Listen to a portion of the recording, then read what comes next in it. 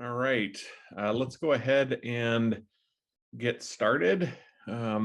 This is the first lecture, week one for Fire 351.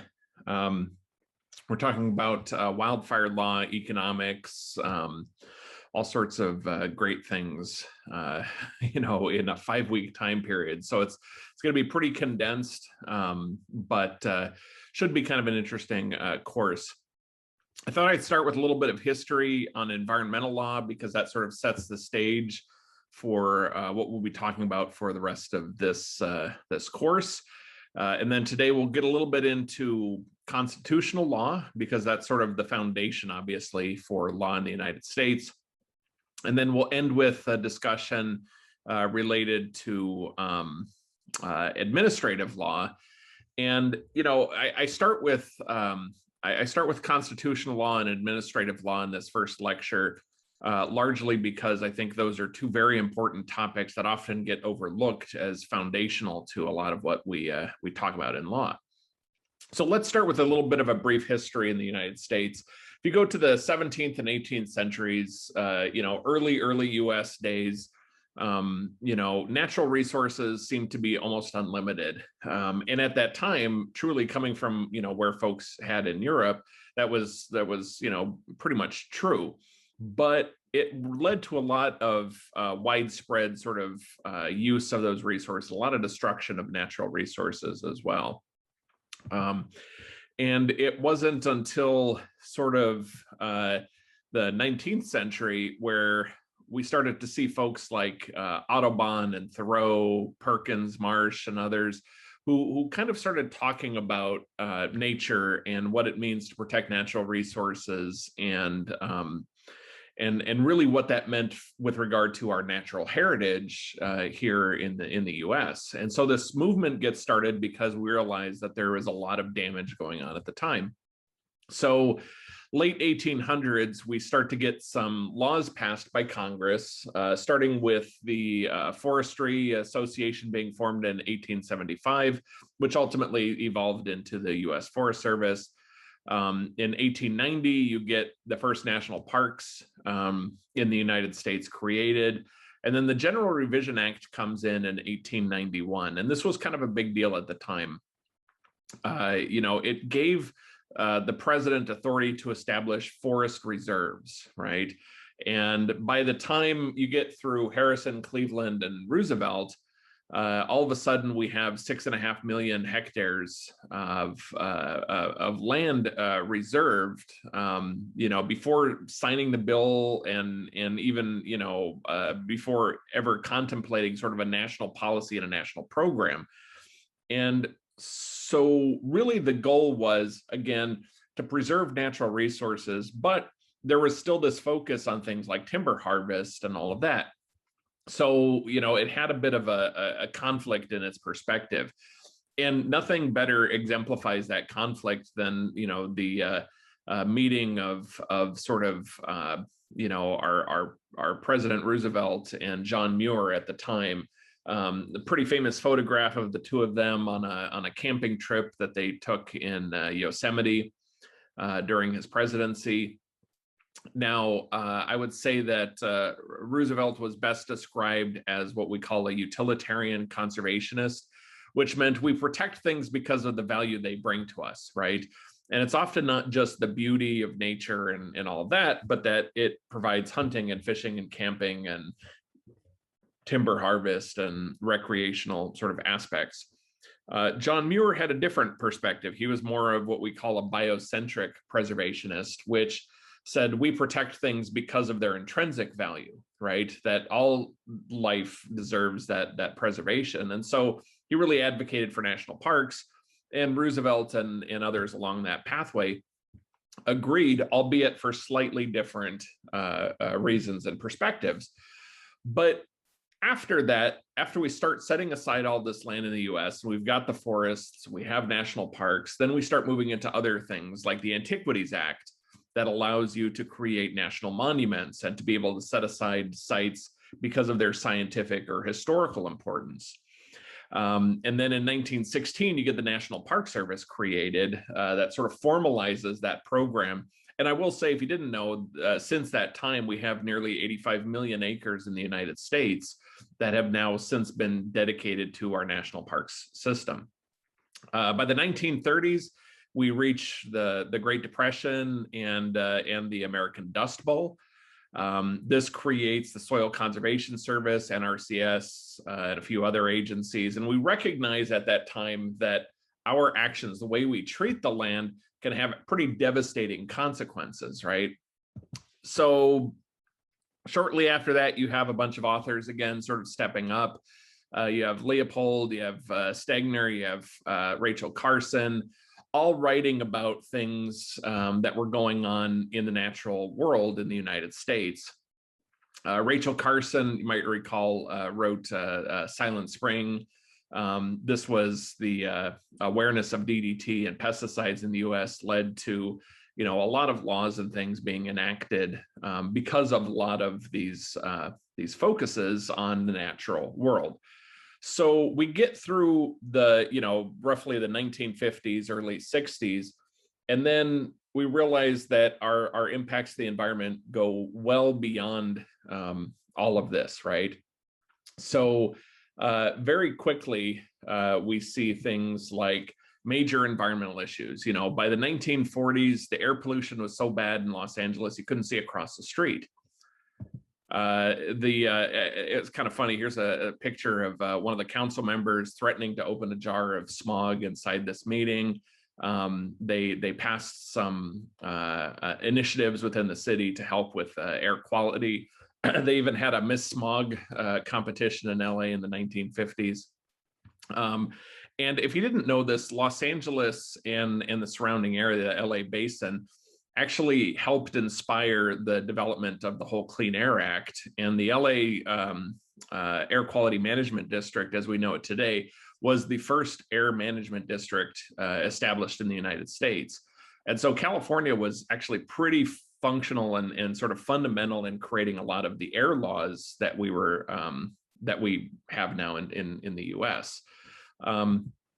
Other things that happen, DDT is being used throughout the US, leads to eggshell thinning and a lot of other degradation to especially the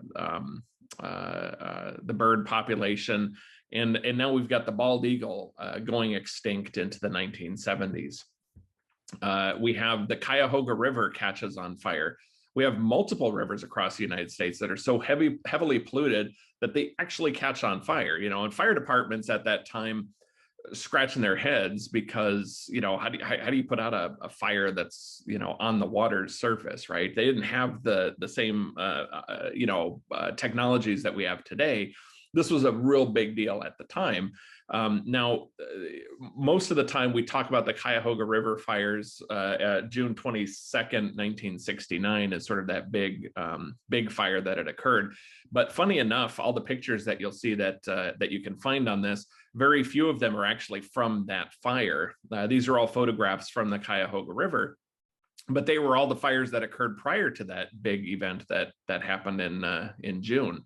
And by the time it happened in June, photographers weren't really taking pictures again because it really wasn't that, newsworthy, believe it or not, because it had happened so many times to that point.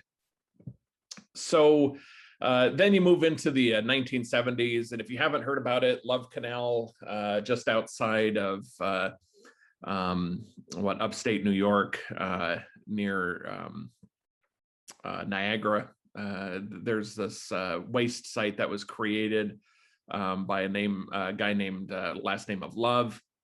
He buries all of this stuff that he received from the military and a lot of other companies, including Occidental Petroleum, now called OxyChem. Basically took all this stuff and pushed some dirt over it, buried it, sold the land off for homes and an elementary school. A bunch of people get sick and they find out what's under the ground and how heavily contaminated it was. And so, we have all of our waste laws that are created. So 1960s into the 1970s, this massive change in the United States. And it's not hard to see why, right? I mean, you literally have rivers catching on fire. The symbol of our country is going extinct. We have hazardous waste sites that have been unlike anything we'd ever seen on the planet to that point. air quality is so bad, people are getting sick and you can't even see across the streets. And so everybody's like, whoa, whoa, whoa, we need to do something about this, right?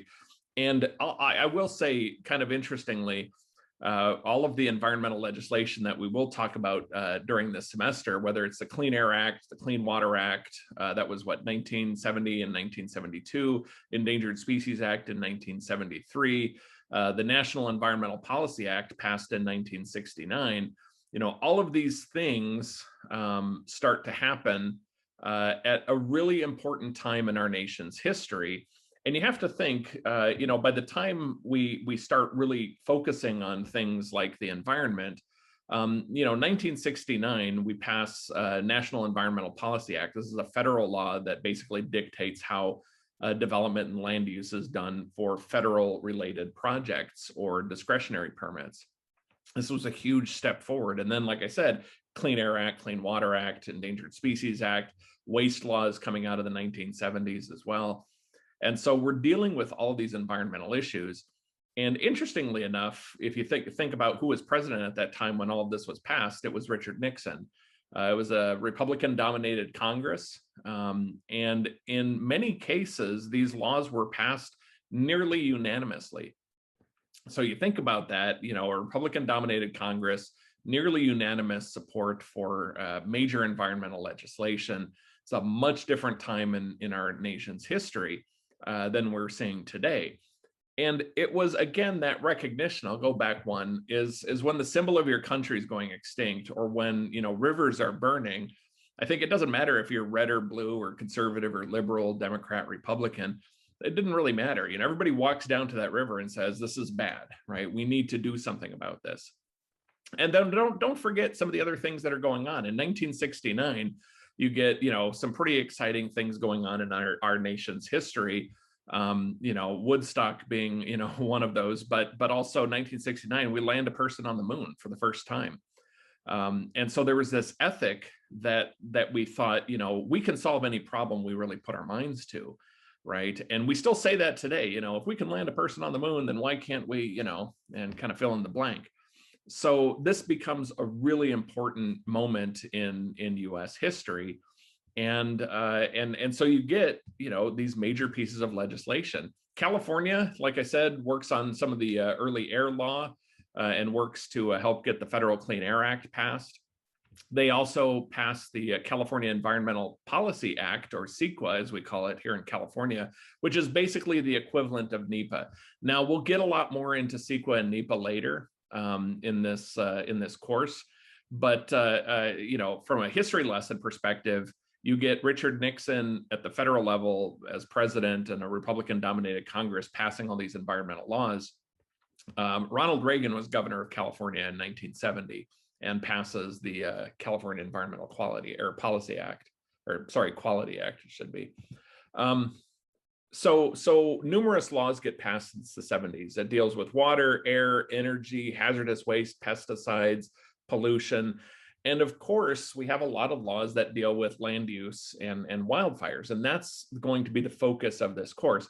But I will say that there are very few laws that specifically address wildfires, right? There's the Flame Act in 2009. There's a bunch that have come up, you know, since. But as far as like a wildfire law or an urban interface law, federal or state, it just simply doesn't exist, right? We have a lot of regulations, we have a lot of laws that have been passed that kind of address pieces of it. But as far as a comprehensive piece of legislation like the Clean Air Act or the Clean Water Act or the Endangered Species Act, we simply don't have that equivalent for fire. That's kind of an interesting issue. And it probably explains why we haven't dealt with fire in a comprehensive way.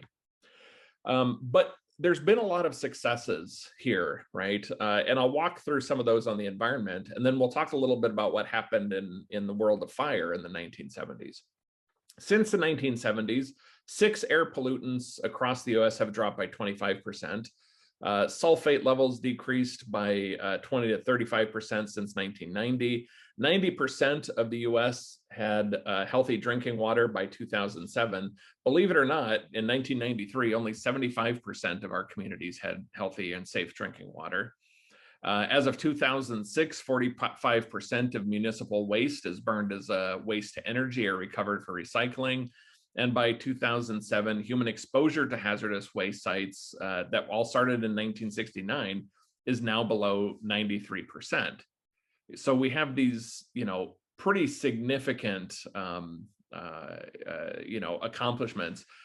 Lead, as an example, was a pretty big deal in our air pollution into the 1970s. We've removed well over 99% of all the lead in our air nationwide at this point. It's practically a non-issue. So we've seen the success of what all of this can do. But again, the question and the focus of this course is, what about wildfires? Well, in some of our past courses, we've made reference to this report called America Burning that was published in 1973. It was a report of the National Commission on Fire Prevention and Control. This was kind of a blue ribbon commission, if you will, that was created in the 1970s, again, during the Nixon administration, right at the sort of the end of the Nixon administration. The focus of this was on prevention, training and outreach, the design and the use of materials in our houses and high rises, and a big focus on research and education. So by 1974, we get the Federal Fire Prevention and Control Act passed, which all of this was pretty monumental to moving forward our agenda in the United States of dealing with fires. So why was this such a big deal? Well, if you look at the statistics, by the early 1970s, the numbers of deaths were pretty remarkable, right? We would have these fires in an urban area.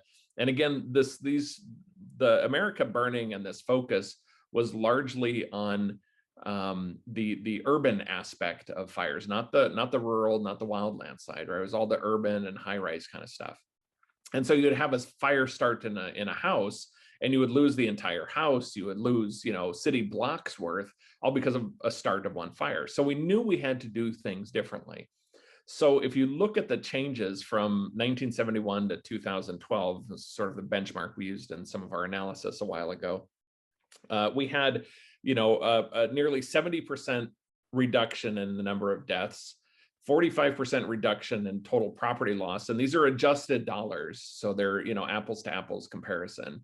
We had a nearly 2/3 reduction in structure fires, 63%, and 3/4 of all the injuries. Now, injuries a little bit fuzzy. They're harder to get good data on, but nearly a 75% reduction. And think about this too. This all occurred while the United States, their population from 1971 to 2012 went from 205 to 314 million, a 35% increase in our population, which meant pretty substantial increase in the number of homes and facilities and everything else that goes along with that. So this, I think, is a great success story. But if you go back to the wildfire side of things, we don't use the word fire season, or at least a lot of us were trying to move away from this. And we've mentioned this in the past. I use the word fire year now because fire season doesn't really make much sense for especially the West United States. But we have seen, if you still want to define it as a fire season, a 50% change in the number of days in the year that we consider to be a high risk fire season. And if you look across just the fires that are occurring on federal lands, fires of 1,000 acres have increased by 100%, and fires of 10,000 acres or more have increased by 250%. Annually, we used to burn about 3 million acres a year in the 1970s, and today we're burning well over 8 million acres a year, 170% increase. So why this class? Why am I having you sit through this, and why did I advocate so strongly for it? Well, it's not just because I'm not I do research and law, but I think it's a really important interface, right? Rubber meets the road where we have laws. The science, the research, the information that we give you through this program, it's all very important. But I don't care if you're talking about mental and behavioral health, if you're talking about firefighter health and safety, if you're talking about resilient communities and GIS, these are all grounded in some policies, laws, and regulations. So that's why we talk about it. And the reason I bring it up here is because there's a long history, in the United States. There's laws are constantly being revised. In fact, that's part of your assignment this year, is to kind of address some of the current legislation that's going on. There's a lot of political influence. None of this stuff is without its politics. And then you have court decisions, right? So we create laws, but you got to think, like the Endangered Species Act, as published initially in 1973, is only actually 27 pages long. And a good part of that is a preamble that talks about, endangered species and stuff, and then a whole bunch of definitions and things. The bulk of that is probably only about 12, 15 pages of real text and guidance. And yet this is a monumental law in the United States and affects millions and millions of acres and lots of businesses and people's lives. And so you get courts basically interpreting those 27 pages, and you get agencies like the U.S. Fish and Wildlife Service and NOAA Fisheries, who are then tasked with implementing that Endangered Species Act, and they make rules. So you got to think about the sort of the structure of this, right?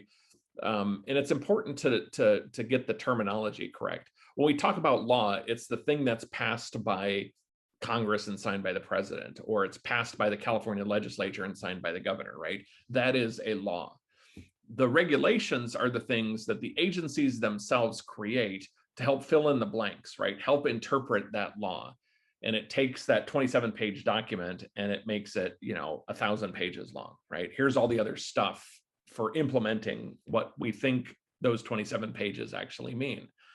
And then there's the court decisions, and that piles on a whole lot of more information, because sometimes the agencies don't get it right. Sometimes they do. Sometimes there's changes in conditions and things and interpretations that need to happen. You hear about this all the time. You're hearing about it in California with assault weapons, right? Assault weapon ban, after 32 years, is overturned by a court here in California. It'll be appealed. It'll probably go to the appeals, and then most likely make its way to the Supreme Court, right?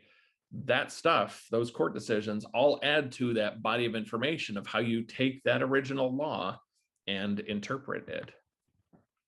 So when we talk about the law, who's involved in all of this?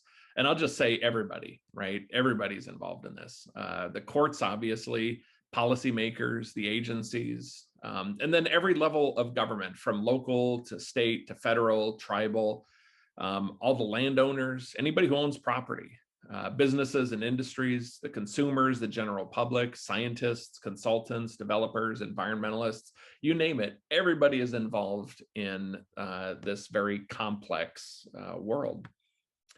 So again, what do the laws address? Everything you could possibly think of is being handled. This is why our legislatures are so busy. Now, there's two sort of camps that when you think about laws, some folks talk a lot about cutting regulation and streamlining things, and we've got too much red tape, and you hear all of those same stories over and over. And then some folks think we haven't done enough, right? And part of that, it's kind of interesting, because part of that is that as we learn new things, or as conditions change, our laws aren't always written to address those changes, right? So that's why our legislatures are busy every year.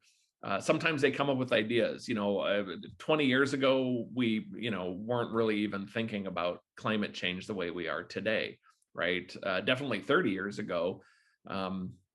It really wasn't, it was on the radar, but it wasn't all that urgent. So, you go from the 1990s to today, and it's a pretty urgent thing today. And yet we still are lacking a climate law, either in California or on the federal side.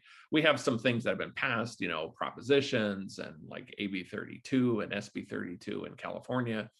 And they get at some of it, but it's often focused fairly narrowly, right? It's not the Clean Air Act, right? Or the Endangered Species Act. It's something that says we're going to deal with greenhouse gas emissions, right? Well, that's only one part of that puzzle. And so, that's why our legislator, again, are so busy with all of this stuff. So what's the point of this class? Well, it's to understand the law, understand the legal process, understand regulations, understand how agencies work, and understand how this applies to your actual job. I'm going to try and make this as interactive as possible. There's going to be a bit of reading. The good news is I was able to, I recommend a textbook for you to buy if you're interested in this topic, but you don't have to. The chapters that I think are important for this class, and in the limited 5 weeks that we do have, I'll actually just be providing you with those chapters online. And then we'll talk about the real world. I'm always interested in the real world application of this, right? Let's not talk about laws in this theoretical sense. And then, part of it is I'll bring in some information and things that I've worked on and folks I know are working on to help you understand all of this. Now, like I said, wildfire law specifically doesn't really exist, right? It's more of a bundle of things, of other laws and regulations that have come together to support this. But wildfire law, it's important because this kind of field in law really sets it apart from environmental law in particular, from other policy topics like tax law or corporate law, criminal law, tort law, right? You have all these other fields. Environmental law, and especially wildfire law, is really a bit of a unique niche. That means you have to understand things like ecology, economics, and philosophy. And we'll talk also this semester about things like common law, some of the basic foundations of what common law is in the United States. Terms not familiar to you, maybe not yet. It will become very familiar with you as we move forward. So what is environmental law, right? This is all following under this big umbrella. Everything we do in wildfire is generally encompassed under environmental. Really, the easiest definitions I've found is a set of rules for managing the interface between humans and the environment, with oftentimes socioeconomic considerations. It places limitations on things. It establishes burdens, accountability, fines, criminal penalties. One of the other definitions I like is the use of government authority to protect natural areas, property, and human health from the impacts of things like, say, wildfires, right? So that's how we tend to want to define this field fairly narrowly.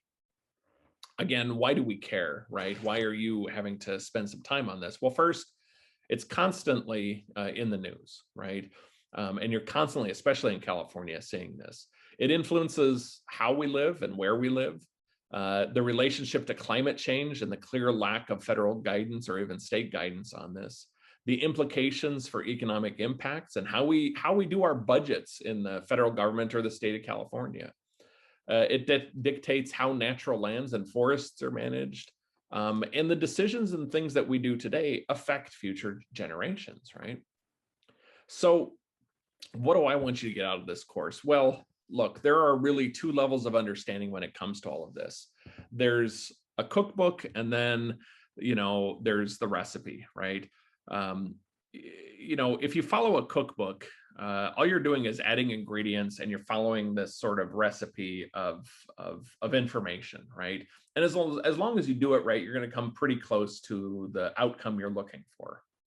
And it's step by step, right? What I want you to do is get a little bit more in depth in that. We're not looking at the cookbook answers. I'm looking for you. And the whole reason why law is taught in a very different way is because it's not about memorizing things and a recipe. It's about being able to understand, here's my ingredients and everything I have available to me, and I need to bake a cake, right? And I need to understand how all of these ingredients interact with one another, the timing of all of that, how you pull all of it together to get a cake out of what you have in front of you, right?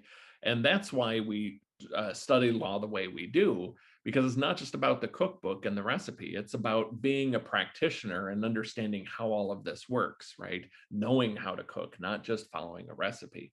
And this allows you to be creative in your thinking and solve problems in a very unique way. So let's talk about regulation. Why can the government actually regulate? Well, first of all, it's a lot to do with market theory, right?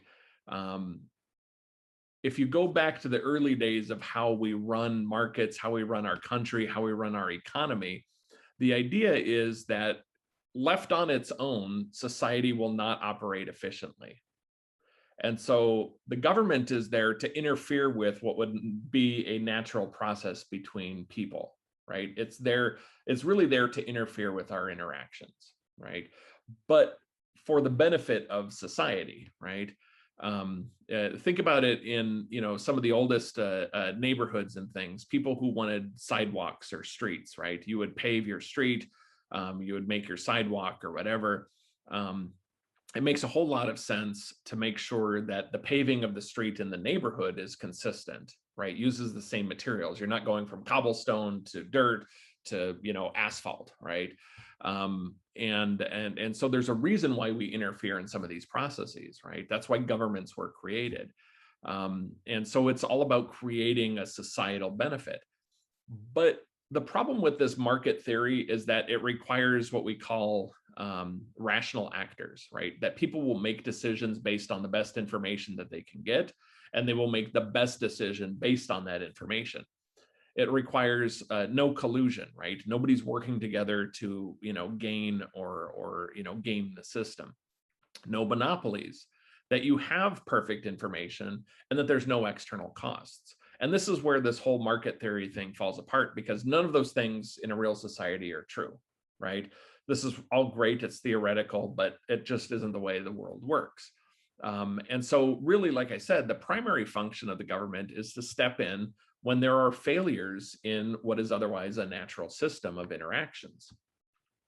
Very simply, regulation is interference in what would otherwise be that natural marketplace. A marketplace should, if put in its box and kind of, given its rules and all of that, it should allocate resources efficiently and fairly, and everybody should benefit from this as a society. But there's major breakdowns of this, like I said, right? Natural monopolies. In some cases, we say, oh, well, monopolies can't occur. Well, who do you get your electricity from, right? I mean, there's only one line coming to your house. It's changed a little bit. We've tried to deregulate electricity and all of that. We have somewhat of a choice now, but not really, right? Who do you get your natural gas from? If you have a house, usually you only have one choice, right?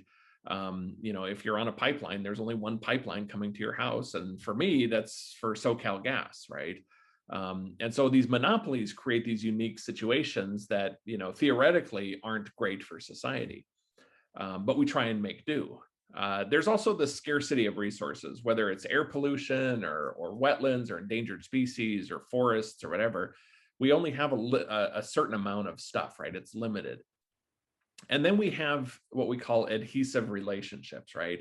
That a lot of times we have bad information. Prop 65 is a great example of this. Prop 65 was all about giving people information on purchasing products that may cause harm to them or may warn you about certain harms. Prop 65 gets overused, and a lot of people are highly critical of it. You'll get, I've seen warnings in parking garages, right? Prop 65 warning, there's, chemicals known to the state of California to cause, cancer and reproductive harm.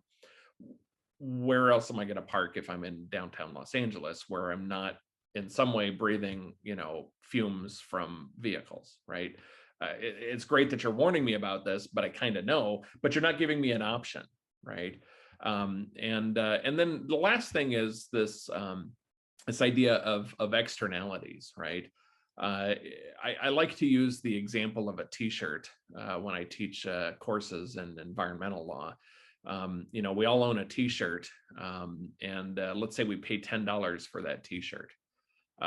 What an externality is that t-shirt should cost a whole lot more based on the impacts that come along with that t-shirt. So from the moment that seed hits the ground to grow, let's say we're growing cotton, to the moment you were putting on all that water and fertilizer and herbicides and all the other pollution and stuff you put on that ground to grow that thing, to the equipment that you bring in to pick the cotton, to the treatment of that cotton, to the transportation of it to its next facility where you create thread from the thread, you transport it somewhere else to produce, fabric, and then that fabric's taken somewhere else to produce, let's say that, that frame of the t-shirt, and then that t-shirt is taken somewhere else to put designs or other things on it.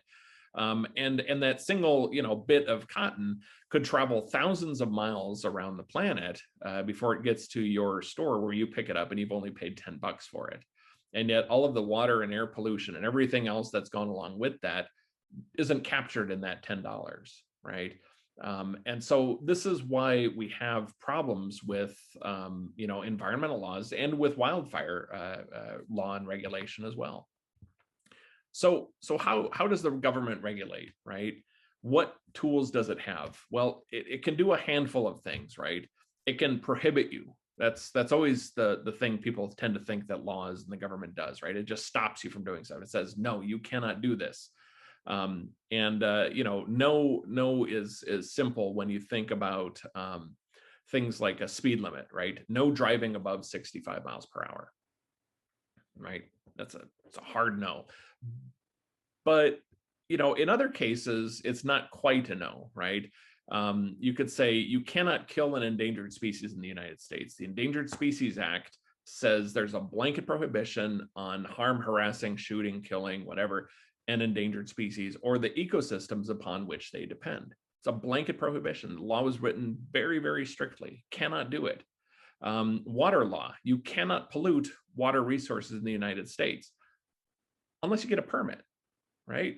You can impact endangered species if you get a Section 10A permit from the Endangered Species Act.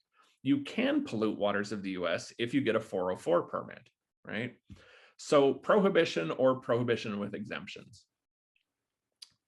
It corrects mistakes. That's the other thing law does, right? I talked about the hazardous materials site earlier.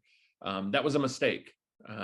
People knew it was happening. The government knew it was happening. Heck, most of the material that went into that waste site was from the Department of Defense, right? So here's a mistake. We're going to fix that. So we're going to create the law, CERCLA, as its abbreviation. We're going to create this law to help deal with that waste issue, right? And it created what we call Superfund sites today, which are government cleanup sites for the worst of the worst, really. So beyond correcting mistakes, we can place limitations, right? Think about it like fishing permits, right? Hunting permits, you only get so many of those. Or a forest management plan, you can only harvest so many trees or so many acres, right? It places a limitation on what you can do. The other thing is you can create laws to provide information, Prop 65, like I talked about, right? Labeling of products, letting the public know what is there and what the risks are. Or it defines a process, right? CEQA and NEPA that we'll get a lot more into this semester. It defines a process on how to do things. In this case, environmental review. Don't mistake CEQA or NEPA for a permit. It is definitely not a permit. All it is it's just a disclosure document. It's like if you buy your house and, or a vehicle. Let's say you're buying a car and you get your Carfax report, right? And that Carfax says, yeah, it's been in one accident and it's had 3 owners and it's, been in Texas, New Mexico, and ended up in California by the time you get it, right? That's a disclosure document. And you look at that document and you make the decision, do I want to buy this, yes or no? Well, that's all CEQA and NEPA does. It tells you if you do this project under these conditions that you're describing, here are the environmental and societal impacts from making that decision. Here's some alternatives to that. Now go do what you're going to do, right? Make that decision. And usually a city council or a county board of supervisors or some decision entity is going to say yes or no. But it's not a permit. It's simply a disclosure document more than anything else. So where does all of this authority to come from? We are a society of laws now. And believe it or not, it took us a while to get here, right? And we're still trying to figure it all out along the way. But this authority to regulate really was established by the 1870s. Supreme Court had a case where it held that the public cannot depend on competition or the marketplace or any of those sort of things for protection, right? By that time, and don't forget, you got to put things into context too. We were just, a decade or so out of the Civil War, right? And so the marketplace and the way the country used to run up to that point didn't quite hit it, right? We still had issues we had to deal with on a pretty big scale. And so there's a case that comes forward, and it's called Munn v. Illinois. Basically says that states can regulate industries in the public interest, right? That this marketplace no longer works the way we thought it was, and so we're going to give our governments a lot more authority to be able to regulate us. So what do all these laws that we have today, what do they do? Well, simply put, they impose responsibility for your actions, and they influence behavior, right? Responsibility and influence. That's kind of what all of our laws are all about. In some cases, our laws in an environmental law will create liability, criminal liability in this case, right? You violate the Clean Water Act or the Clean Air Act, you pollute illegally, you are going to have a criminal action brought against you under that law. And those statutes impose actual criminal punishment where you can go to jail for doing something wrong, or you get fined by the government, or both. It's enforced by public prosecutors. It goes to trial oftentimes. It often involves a jury. Again, the criminal standard is proven beyond a reasonable doubt. Now, that's criminal liability. There's also regulatory liability, right? This is imposed through operations of government regulatory agencies. Some have very limited power, others are quite broad. EPA is a great example. OSHA is a great example. Have broad legislative or regulatory authority, I should say, right? Broad regulatory authority. So they take the Clean Air Act or the Clean Water Act or some of our health and human, services sort of laws, and they interpret it. They create all the regulations behind those laws, and they can impose penalties. The government didn't define those penalties. They can define them themselves. And they can charge an offender with a violation. They can hold hearings before an agency. So they do their own, basically, they have their own court system, more or less, right? It's not an official court system, but it is an administrative court that you will go through. And they can impose administrative fines directly to you. You can create your own regulations as an agency. You can interpret the laws that you've been handed by our legislature and Congress to enact. And then you create the mechanisms to where people won't violate the laws. And how do you influence that behavior again, right? And then there's civil liability, right? So you're not going to jail, you're not going, to pay these major fines to a government entity or whatever, but that civil liability usually arises out of controversies or cases between private parties. And this is where one person sues another person, or one company sues another company, or whatever, right? Now, criminal liability, because it involves people's lives and their freedom, it's beyond a reasonable doubt, right? It's pretty high bar. Civil liability, though, doesn't have that same standard, right? You're not going to go to jail over this, but you can face some penalties and some pretty big injunctions and things against you. So it's serious, but it's not beyond a reasonable doubt. It's preponderance of evidence, right? What does that mean? That's that whole balance of the scales. That scale is tipping slightly to the left or the right, and that's kind of your answer. What else do laws do? Well, they create a process, right? They're persuasive in our behavior. They try and get us to do things a certain way. These are also known as sunshine laws, right? Like I said, CEQA or NEPA, right? It's a disclosure document. These use the weight of public opinion to help fashion environmental protection, right? So if I want to build a Walmart in my city, I come forward to the city council and the planning commission, everybody else. I bring my plans forward. I tell them, here's the property I want to work on. And then they tell me, you're going to have to analyze traffic impacts and air quality impacts and noise and visual and cultural resources, endangered species and habitat, water quality, everything you could possibly think of, right? And you're going to analyze all of this stuff. And then I'm going to go to a public hearing. And the people who live around here, businesses and residents and everybody else, they're going to come in and weigh in on this, and they get an opportunity to speak on the record to these decision makers and say, I don't want a Walmart, or they can say the Walmart's the greatest thing we could possibly have in our community, and everybody gets to weigh in. And again, that disclosure document, if done fairly, and we'll talk about some cases where stuff isn't quite done fairly, but if done fairly, it means that, everybody gets to make a decision based on good information. What else do laws do? They create programs. Congress can pass a law to create an agency or a program under that agency. It often is fairly vague when Congress creates something, unfortunately, and so it takes a long time. The EPA was created shortly after Clean Air Act and Clean Water Act, and they needed somebody to implement it. And that agency still has its growing pains, right? It's not a perfect agency by any means. So who does all of this? Well, depends on where you're living, right? The federal government is obviously the top level. This is the executive, legislative, judicial branches. They enforce laws, they promulgate regulations, and the federal government occupies the fields that the Constitution says they can, right? State governments, they're sovereign.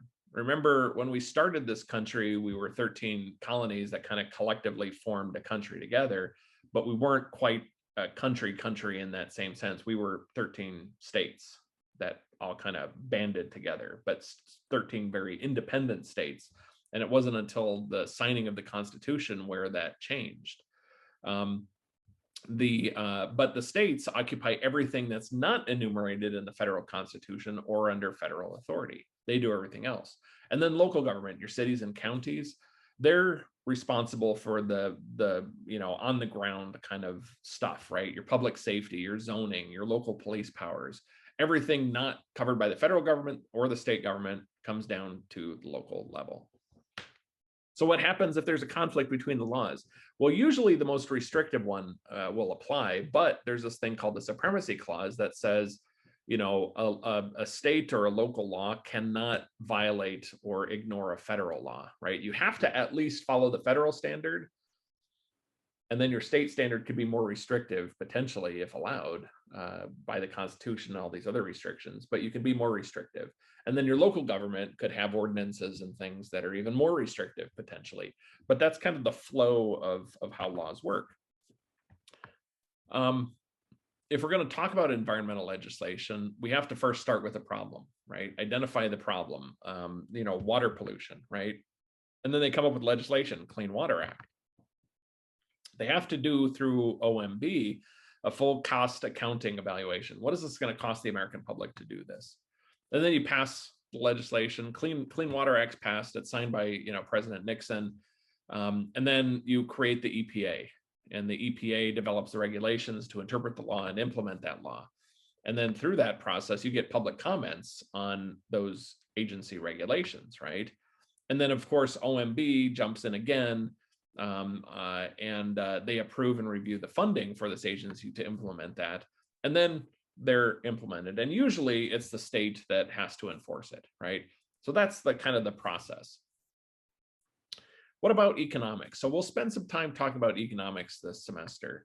We'll talk about how we have all of these sort of, and you've probably heard all of this before, but economics in the United States is all about, gross domestic product, net domestic product, right? The in and out of what we do as a nation. And it's a metric by which we measure our success as a country, right? And compare ourselves to other countries. But here's the interesting tidbit. When we talk about wildfires, we're talking about environmental laws or whatever. Consuming non-renewable natural resources, typically not accounted for in any of these calculations.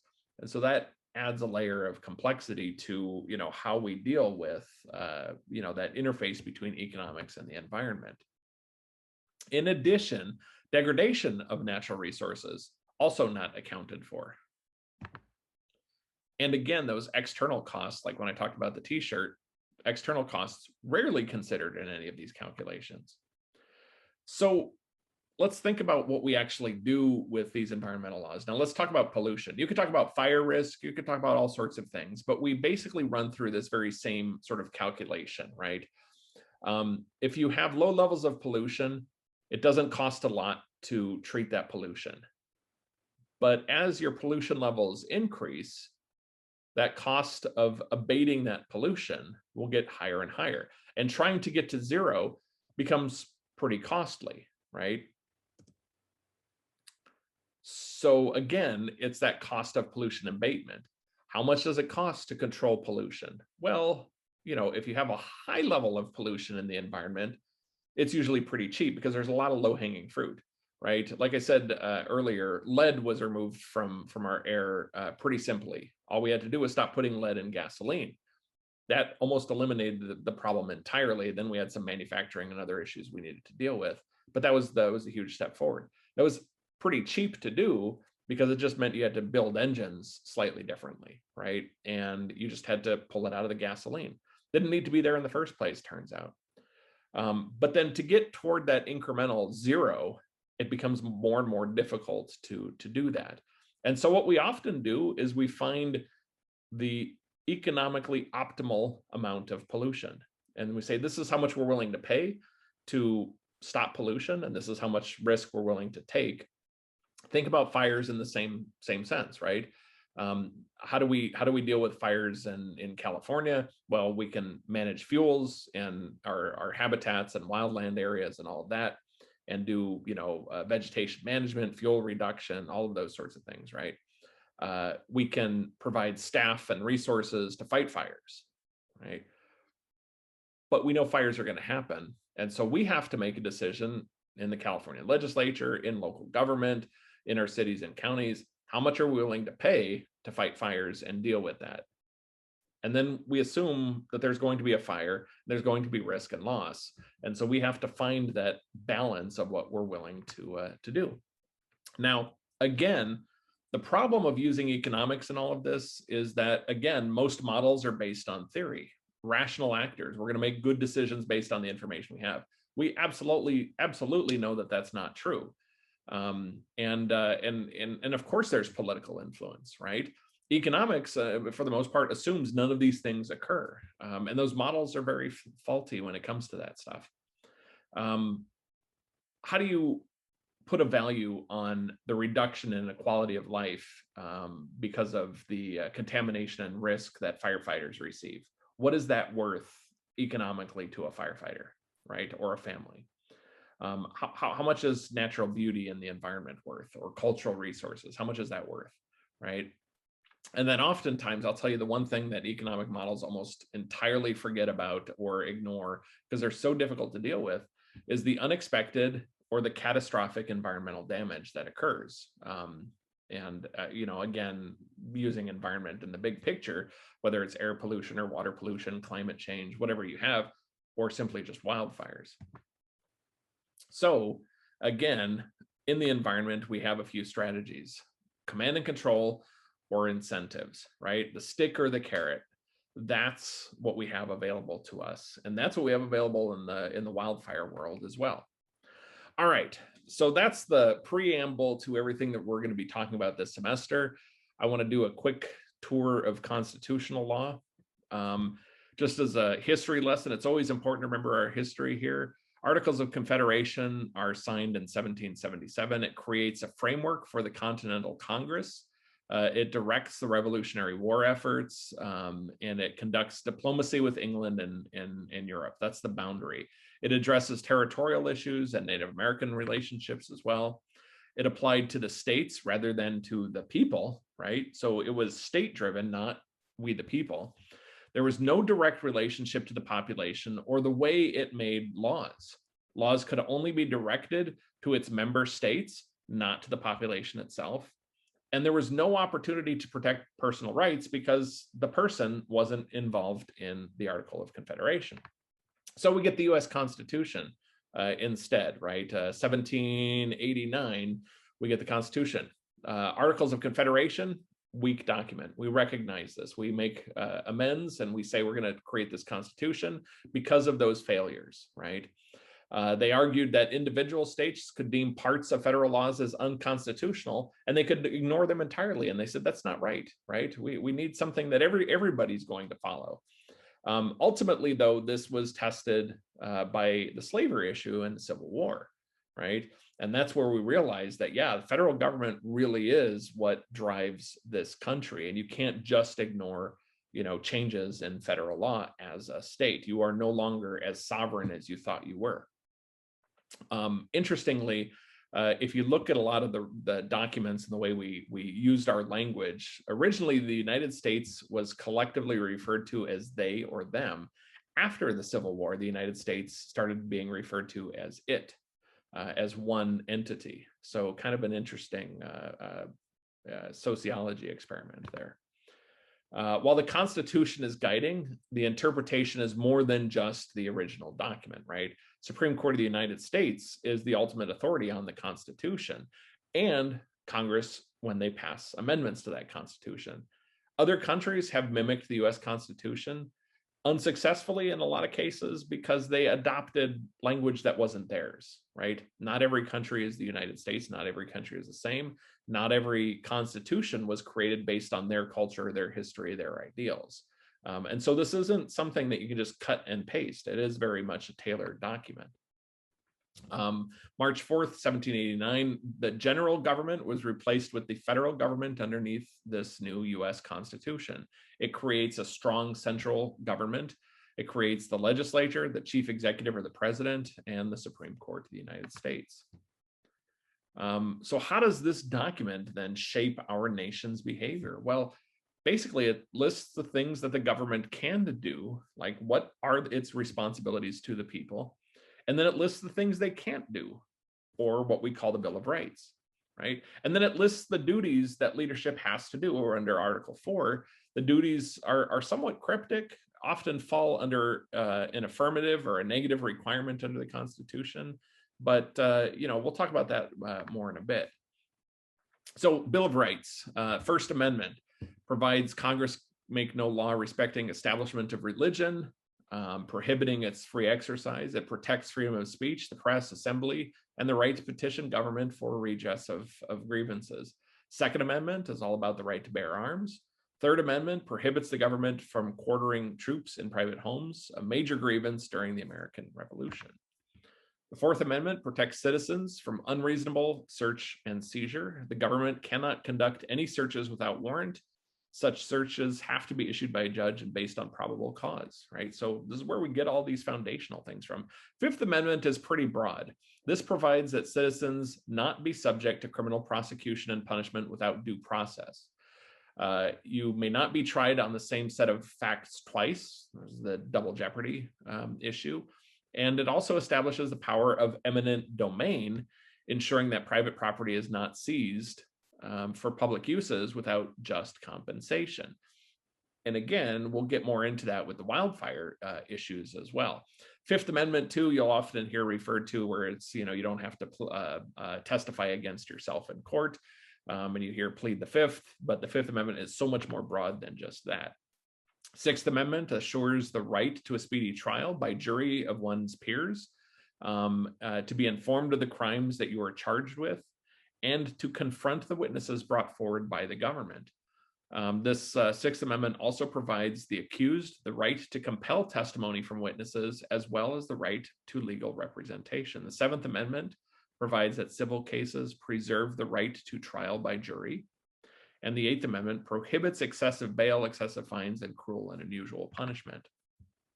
And then the last two, really the Ninth Amendment states that the list of all the rights enumerated in the Constitution is not exhaustive, and that people retain all rights that aren't enumerated, right? Rights kept by the people. 10th Amendment is all about assigning the powers not delegated to the United States or prohibited to the states, to either the states or the people, right? Powers kept by the states or the people. So why do we care about this? Why do we pay attention to it? What actually makes this work? Well, it's when people buy into it, right? When people think they are laws and that there is some consequence or benefit to following, that's when they accept it, right? And it becomes enforceable somehow. When people want or agree with them. But the laws have, there's a lot of good literature and a lot of great legal scholars out there who've said there's some key components to all this. They have to be relevant, they have to be understandable, they have to be practical, and honestly, they have to be convenient, right? When there is a moral commitment or significance involved with upholding this law, usually the law is upheld. Because I said so, It didn't work when we were kids, and our parents would say that to us. It doesn't work very well when our government does it either. Throughout our history, the moral right to control or have authority, or the right to be obeyed, comes from power, conquest, ownership, property, right? Those are the foundational elements. That has been a big part of our history for a very long time. But the Constitution is a contract, really, in essence, right? It's a contract with the people of the United States. The Constitution is supposed to follow the will of the people, which means the Constitution can change if the will of the people need it to, right? That Constitution could disappear tomorrow if we all collectively decided, and Congress and everybody else passed, that legislation to dissolve the Constitution of the United States. It's there because we want it there. But there's also a little bit of that because I said so behind it as well. This authority is binding because we choose to obey collectively. Now, criminals and bad people and all that choose not to obey, but as a society, collectively, right? That's where this comes from. So how do we interpret this? Well, it's the will of the people. But certainly when we said the right to bear arms, in the 1700s is different than our interpretation of the right to bear arms today. Just like freedom of speech or freedom of the press is different, right? We didn't have social media, that long ago, right? So these things will change. And so the interpretations will change over time. The consequences of those changes are pretty important. Our changes in will, our changes in understanding, our changes in interpretation, that all will evolve with these laws. But interestingly enough, the document was written robustly enough that those words still have a very shared meaning still to this day. And that shared meaning is super important to any law, right? It has to be a public meaning, not just a historical meaning, but a meaning that we all understand and appreciate today. Obeying or following this Constitution and this contract with the people and our government preserves predictability and order. But is that really the point? So a lot of legal scholars have said, well, what is really the value of all of this? If this is all to drive interpretation, then words need to have a fixed meaning in society over time, and there shouldn't be any ambiguity or vagueness. And yet we know that the Constitution is full of some ambiguity and vagueness, right? It requires a shared language that can convey things predictably over time. But again, those words have to evolve as society changes. And so it creates these expectations on other people, on how communities operate, and it actually influences people's lives in a very unique way, because that language is both, it evolves and it's fixed, right? So it's a very interesting dynamic when you start to think about what the Constitution really does. There's constitutional rights, there's powers, there's duties, there's this idea of personhood, right? Citizens are natural people. Only citizens have standing as parties under due process. Personal security, not to be killed, right? What are our natural rights? Not to be killed, not to be injured or abused. But then we have other things that fall under these natural rights: personal liberties, to move freely, to assemble peaceably, to bear arms, to assemble in an independent, well-disciplined militia, right? To communicate with the world, to express or publish your own opinions or those of others, to practice your religion, to be secure in your own house. Your chattels means stuff, right? Against unreasonable searches and seizures, and privacy in all matters in which other rights aren't violated.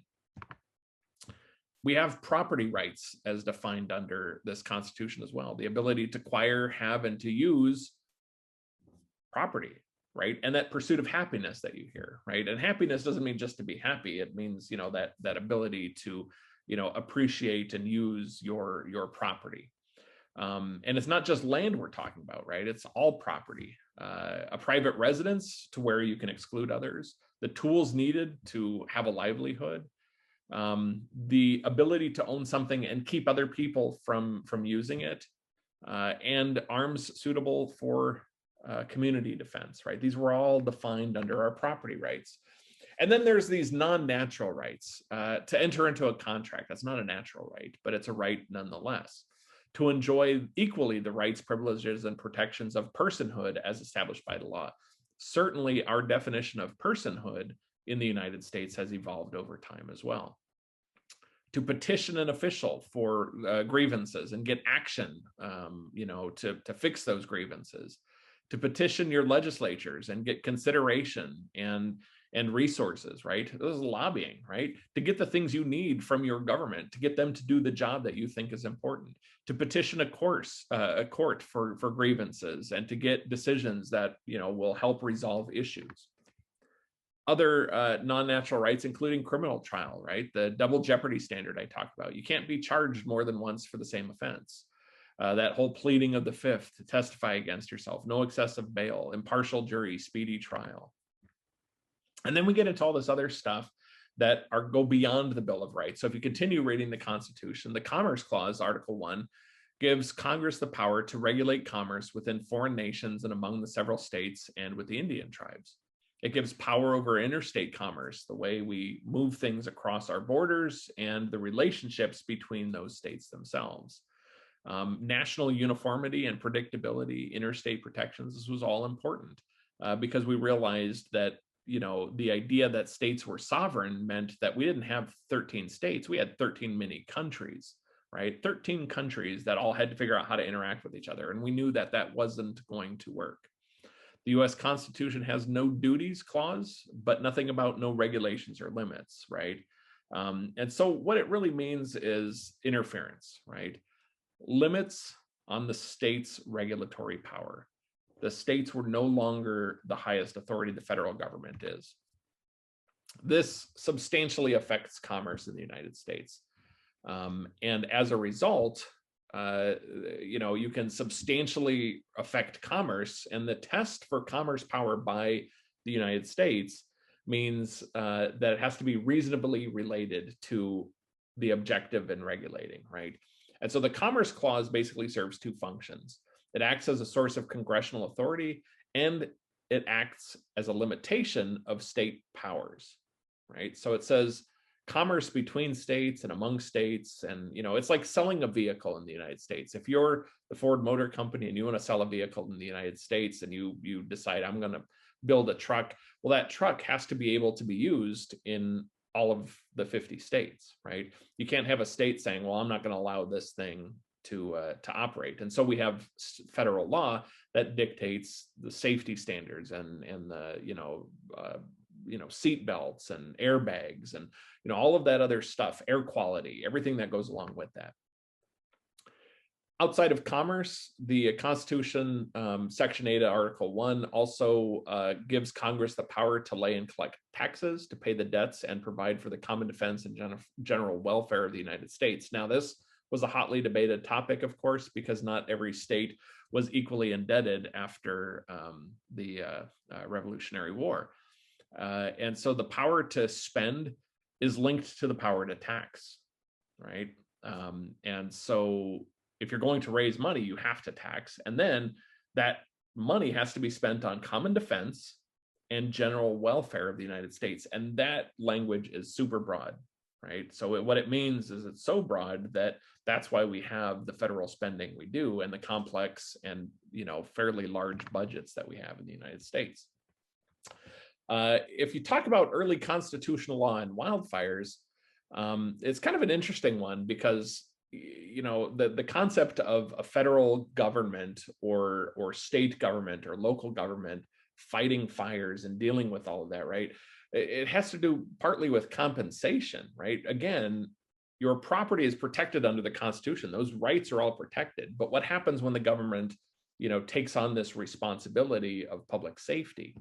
The courts held there's no need to discipline the government action by imposing a right to compensation as a matter of constitutional law. What it means is there's little justification for holding the government has to compensate owners for destroying their property in fighting a fire. And this was kind of important early on when we started exercising those rights. This was especially true given that nearly every property owner can obtain insurance against this risk, right? So once that became probable, then all of a sudden it's like, well, if the government enters your property to fight a fire or do something, on that property to manage that risk or that incident, and it's not just fires, it's floods, it's hurricanes, it's all of that stuff, that the government doesn't necessarily have to compensate for that, right? Although we generally do. Another way to sort of couch this problem is to ask whether compensation is constitutionally required where trespass is justified, right? So I'm going to have to enter your property to deal with this natural disaster or this fire or whatever. And should I compensate you for that? Is it for the greater good of the United States or the city or the county or the state? If it is, probably don't have to compensate you for it. It suggests that the matter is best left to legislative discretion rather than being something to be decided as a matter of constitutional law. So now it gets kicked to the states basically to decide how they're going to deal with this situation.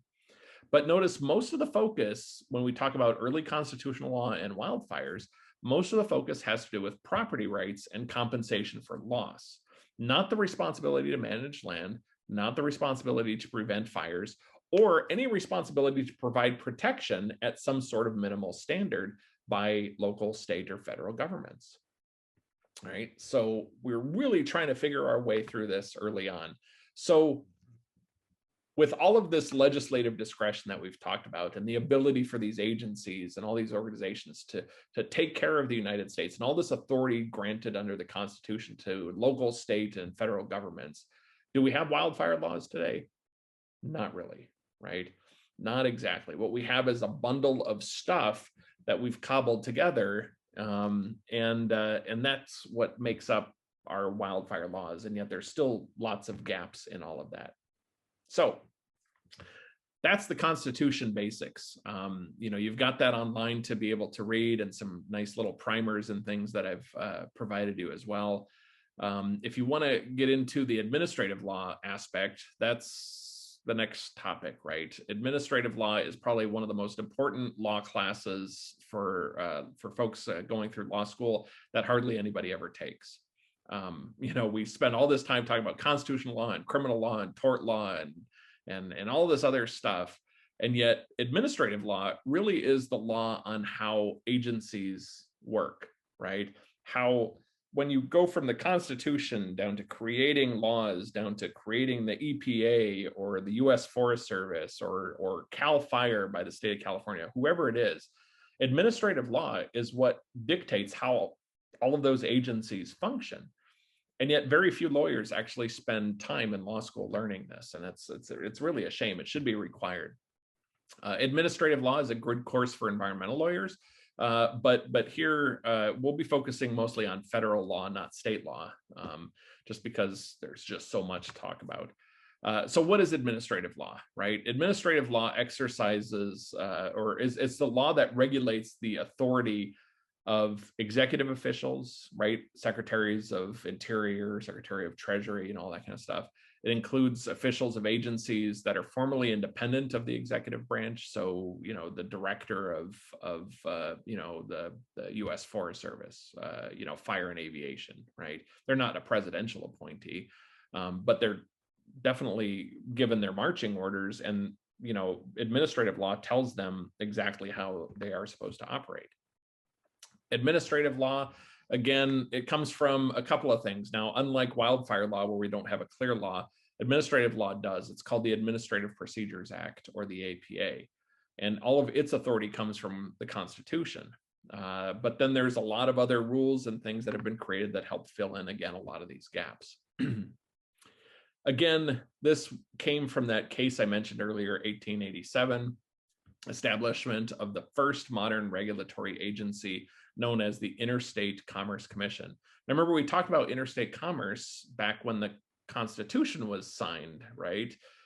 But almost 100 years later or so, we get the first actual modern regulatory agency created. And of course, they end up in court over this. The US Constitution basically helps understand, how you limit agencies. Congress can't give its legislative power to somebody else, right? So Interstate Commerce Commission can't create its own laws. But once a law is created, the agencies are given a lot of leeway in creating policy and creating their own regulations that interpret those laws. And the courts agreed with that. They said, yeah, you don't make your own laws, right? You're just helping to interpret what Congress gave you. So Congress isn't delegating its authority, so you're not violating the Constitution, right? And this is that thing, all legislative powers granted herein shall be vested in the Congress of the United States. That's Article 1. Implicit in Article 1's vesting clause is the separation of powers notion, that no other federal agency can exercise that legislative power. And so what we refer to agencies doing when they make regulations, we refer to that as quasi-legislative power, right? It's not the same thing. So Congress has this wonderful authority to oversee our agencies, as does the executive, right? But it's really congressional supervision of agencies that matters. Now, you can control the agency's structure, the statutory mandates, and even its governance on how you write your laws.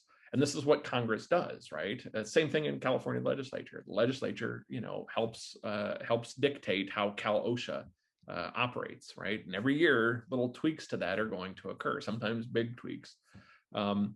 It controls how agencies make decisions. It also means that Congress cannot promulgate a statute granting itself legislative veto over the actions of the executive branch inconsistent, right? The reason why we have these different, we have an executive branch and a judicial branch and a legislative branch is because they are supposed to act differently than another. And they're the checks and balances. And so what we've been finding out is sometimes those checks and balances fail, and they'll overstep their bounds. There are formal limitations for federal agencies, right? So Congress gets to help create all of the laws, but the executive control, right? They provide direction. They can remove people from their seats if they're presidential appointees. They get to control the ultimate decisions on a lot of how the funding is dictated as well. The governor right now is going through his budget process, and between now and June 15th, he gets this opportunity to, after June 15th, that's the last day the legislature can make any changes. And then before the budget is finalized, he gets to blue pen out things that he doesn't want in that budget, right? He can't change the laws as written, right? That budget act that's being passed by our California legislature. He can't change things, but he can certainly strike things out or refuse to sign it altogether, right?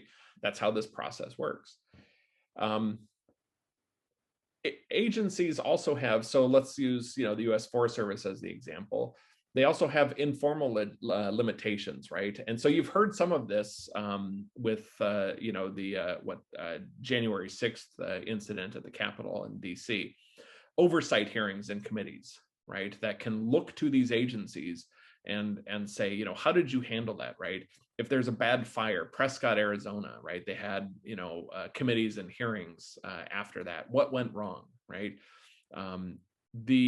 You can have contact between agencies and with members of Congress. A member of Congress can say, hey, I want to meet with the Secretary of Homeland Security. I have some questions about the way things are being handled. So informal limitations.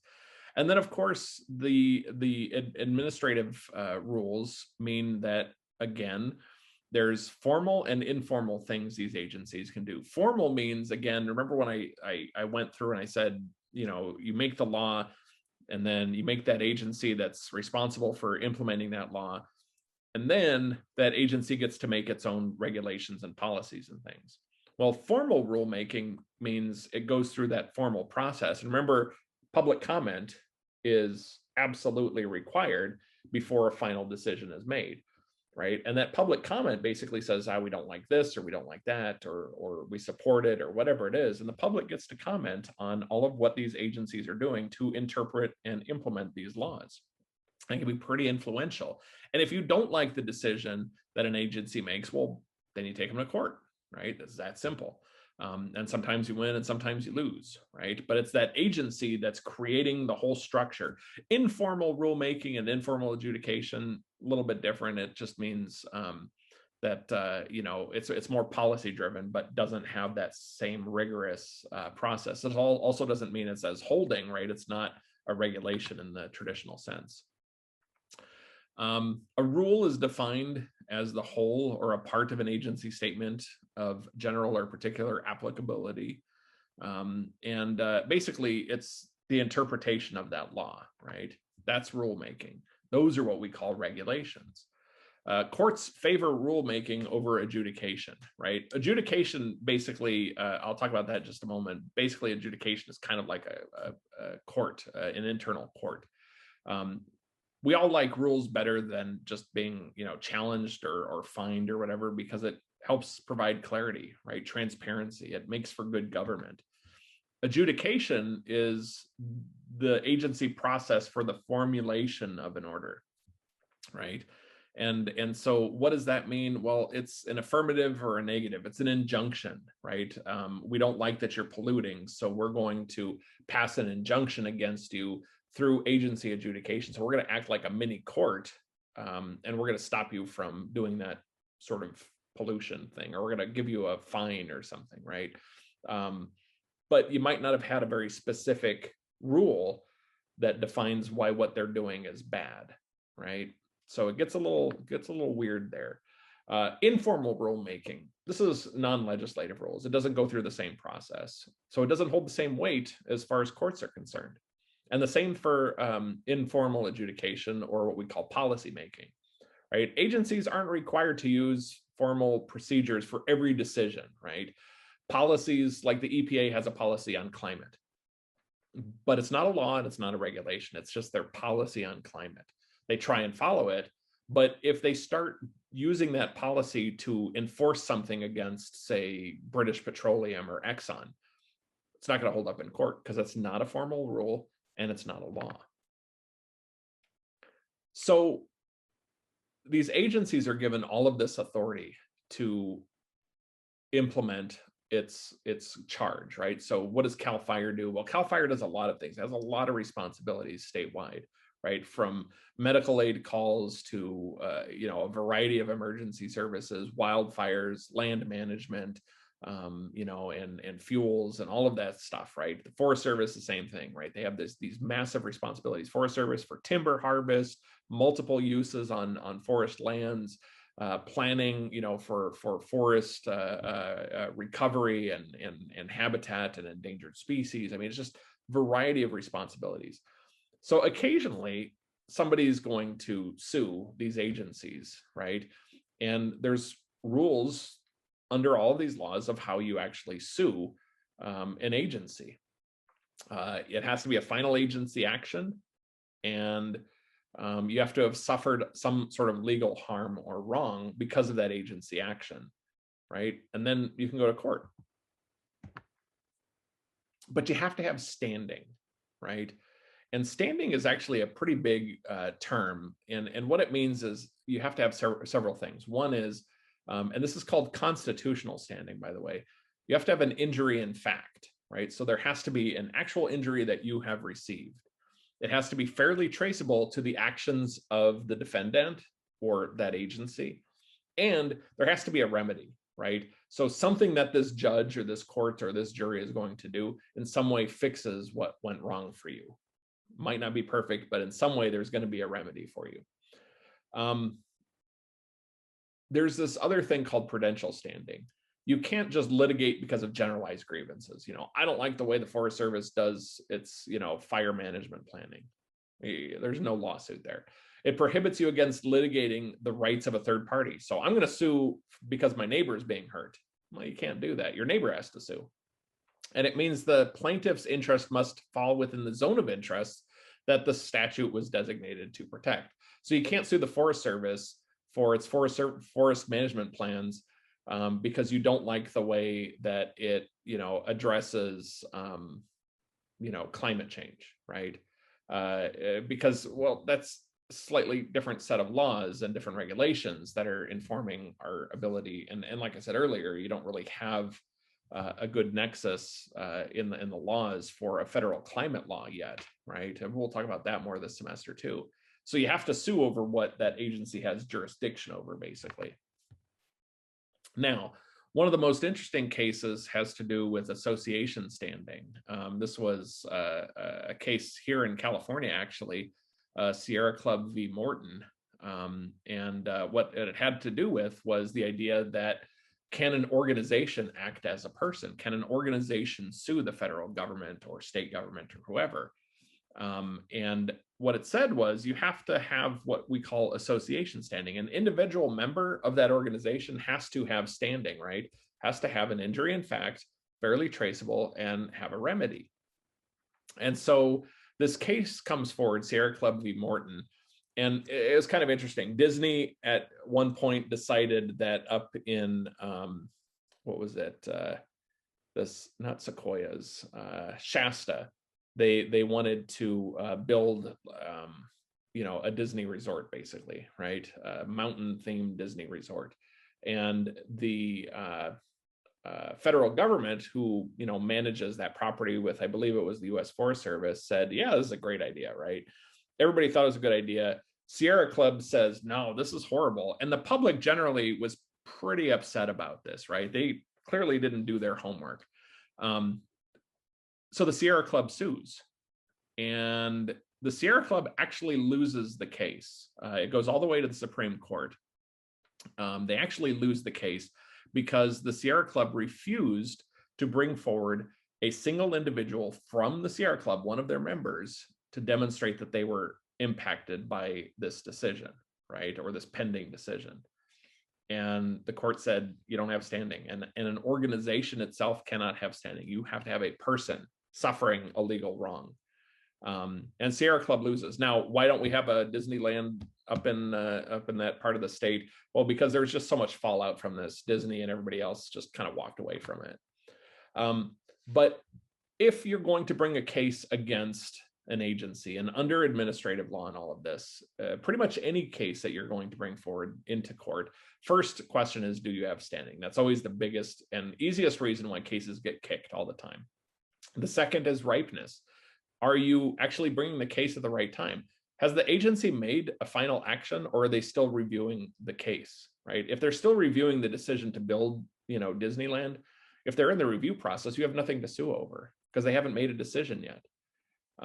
And so, that's an important one, ripeness. And then there's mootness, the capability of repetition yet evading review, right? So what does mootness mean? Well, it means, that the case probably won't ever come up again.